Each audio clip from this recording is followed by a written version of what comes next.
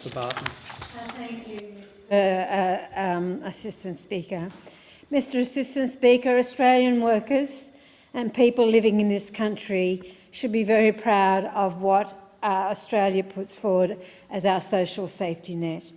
It is a safety net that has been born out of a Labor legacy through the leadership of the Fisher Labor government with the age pension and, of course, in 1944, the bringing in of the social security system, social security and the unemployment payments. Perhaps Australia's war experience and the very fact that these were born out of difficult times makes this even more an important part of our story. We do understand the randomness of misfortune. As Australia transitioned to peacetime after World War II, Australians sought to re-enter the workforce. We understood the loss of a job or being unable to find one can often be beyond an individual's control. 3/4 of a century later, and recent events have again reminded us of this important randomness. We are reminded of the importance of the social security system. In a matter of weeks, in fact about 100 days, millions of Australians lost their jobs and were unable to work. And people in this chamber and the other one would know such people in their families, friends or social networks.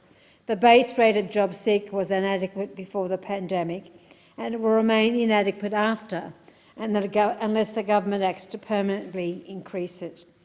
Labor has been calling for an increase for some time, along with business as well as civil society groups and many, many experts, including people who are ex-Treasury officials. The government's introduction of the coronavirus supplement was implicit acknowledgement by the government that the rate of JobSeeker is way too low, something we have been saying for a long time, along with organisations like ACOS. Almost 2 million Australians are now receiving unemployment support, many more than what was anticipated, remarkably, by this government. The base rate of JobSeeker is so low that it actually presents a barrier to finding employment.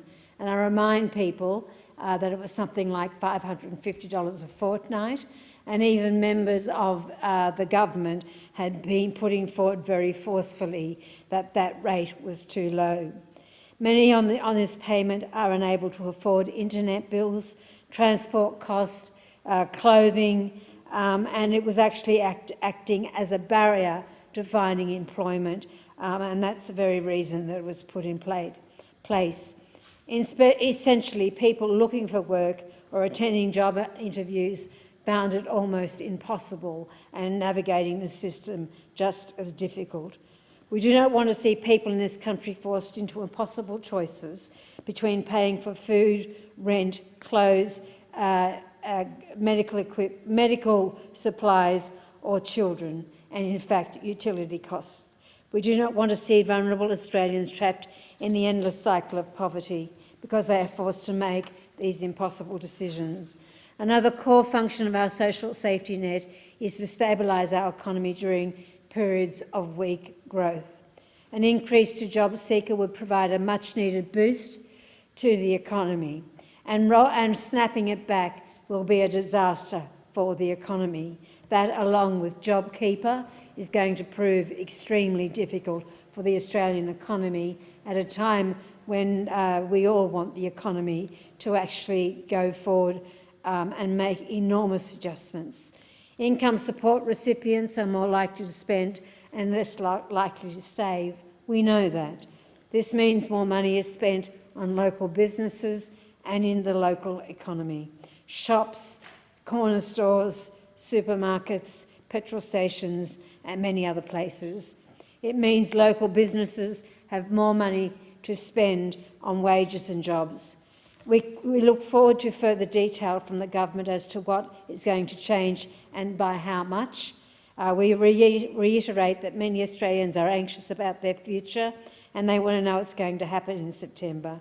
Australians need to be able to rest assured that when circumstances change for them, there will be an adequate and inclusive social safety net that will be there for them. I call the member for Hughes. Deputy Speaker.